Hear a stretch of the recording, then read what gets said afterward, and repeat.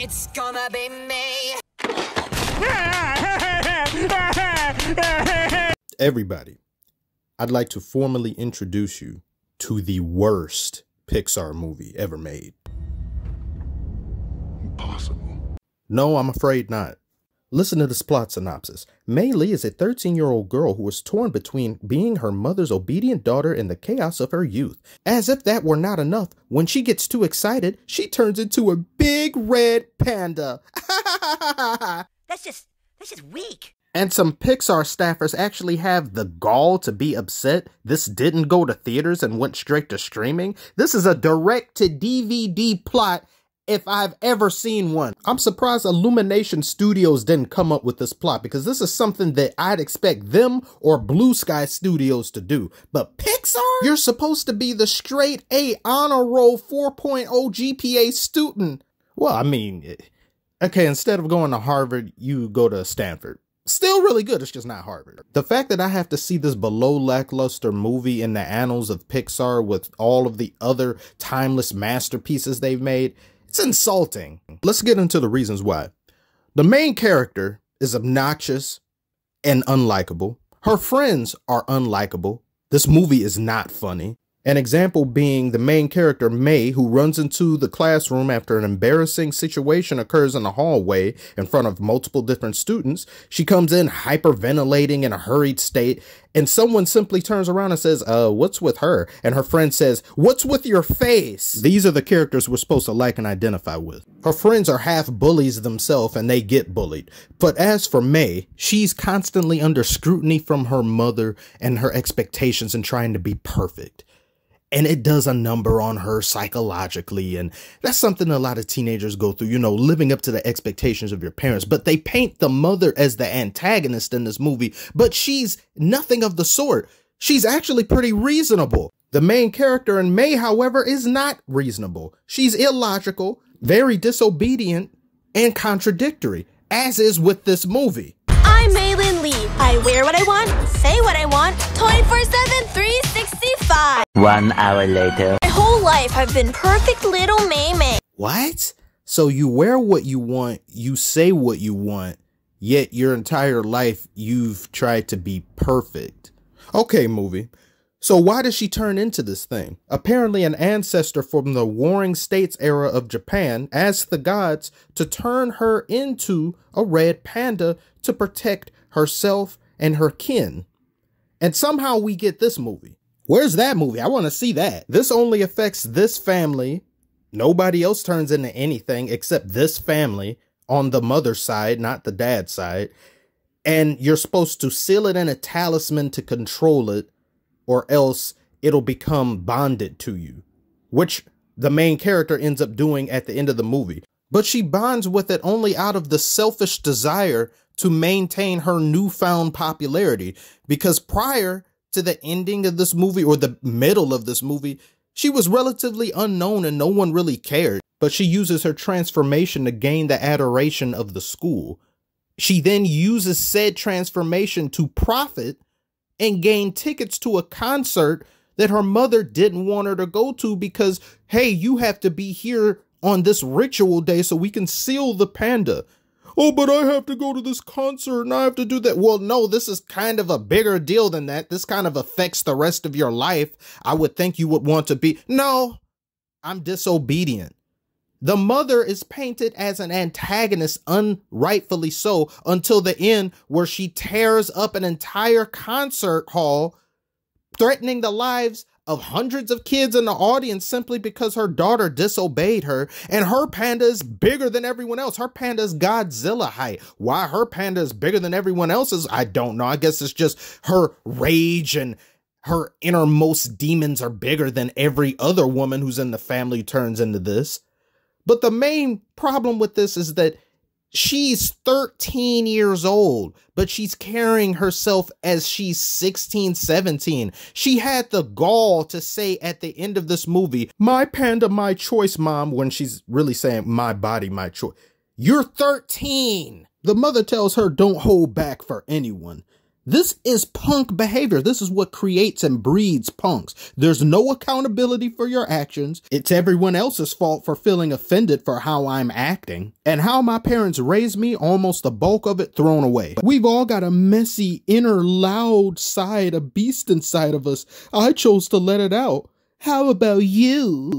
I see what you're trying to do here, but you executed it poorly. You must be talking to half the prison population on Earth, because they let that side out.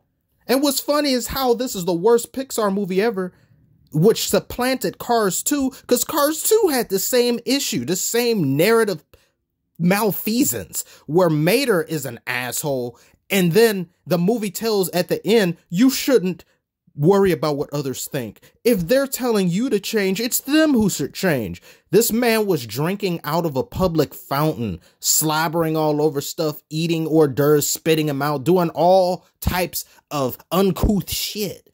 But yet, other people, you guys are at fault for judging him. It's you that should change. And this movie does the exact same thing.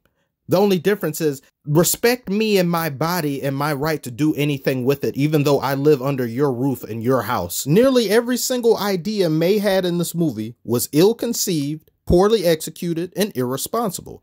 The mom tells her these things, but yet the mother is at fault. She even throws her friends under the bus in an effort to not get in trouble.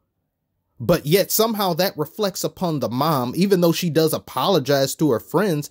The movie implies that it's the mother's fault for being overbearing, which caused her to lie and throw her friends under the bus and betray them.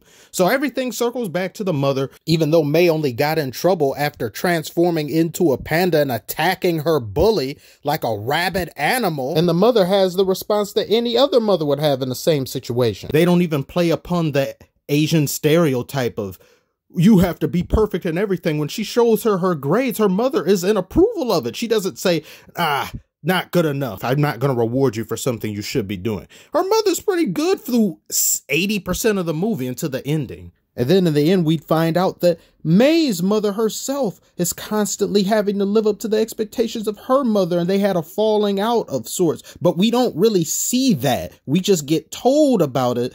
But we see May's falling out with her mother, and it's all May's fault. She just became a full-on rageaholic. But yet, prior in the movie, the mother never expressed this side of her personality. She was only a little bit strict and a little bit overbearing, but nothing to make you turn around and say, oh my God, how could you restrict your daughter's life so much? She has to live her own life. I never got that feeling from this movie. I just thought the daughter is spoiled, and every little thing her mother says and does is seen as a negative to her. But yet May doesn't even apologize to the mom for her actions. And you've got these left-leaning sites all in favor of this behavior. Like, if you can't relate to Kenny Ray, you must not like good movies. Huh? Where's the good movie? What movie did you watch? Look at this nonsense. Everyone's, oh my God, so amazing. Oh my God, it doesn't follow Pixar's rules. I wasn't aware Pixar had rules to follow. I thought the only objective here was to make timeless classic movies for kids and adults, people of all ages that any demographic can relate to. But yet in here we have full-on twerking, grabbing cheeks, and to the mom saying, you like that, my panda, my choice, mom. And you've got numerous instances of period talk. And now I've seen cartoons and other things tackle adolescence, but they do so here with a blunt instrument.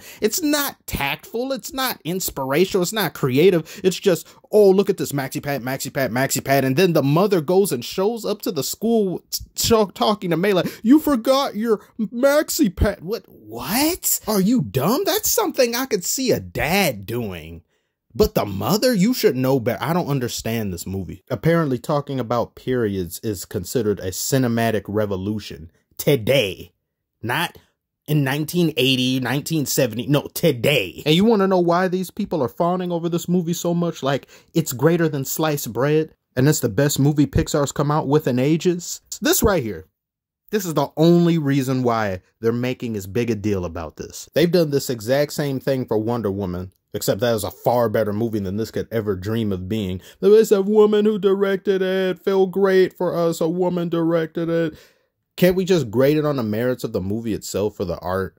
Should I care about it even more because a woman did it? Should I care about it even more that a black person did it or anything? Because now we've reached a point where if it's a generic white man making something, it's just seen as lesser than if a woman makes it or if a black person makes it.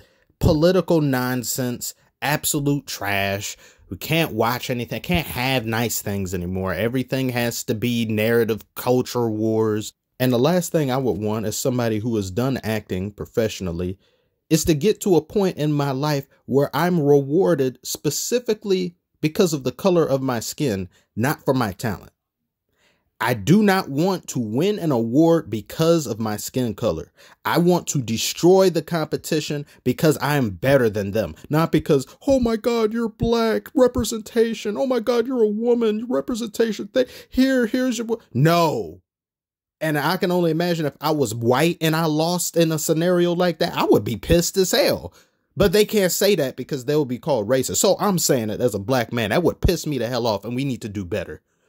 These virtue signaling awards and this gaslighting bullcrap, trash. And this movie here, not worth remembering, not worth talking about. My little brother who saw this started repeating the dumb phrases from this movie. My so-and-so, my choice, my so-and-so like that. He just turned 11. This movie accentuates bad habits prior to adolescence and during adolescence. And it shows you that parents are meant to be defied and ignored. And the kids are the one that more often than not should be rewarded for bad behavior. I'm so glad that I'm not a kid now because these movies and things they come up with, these narratives, these politics they play, kids can't be kids no more. It's impossible to do so now.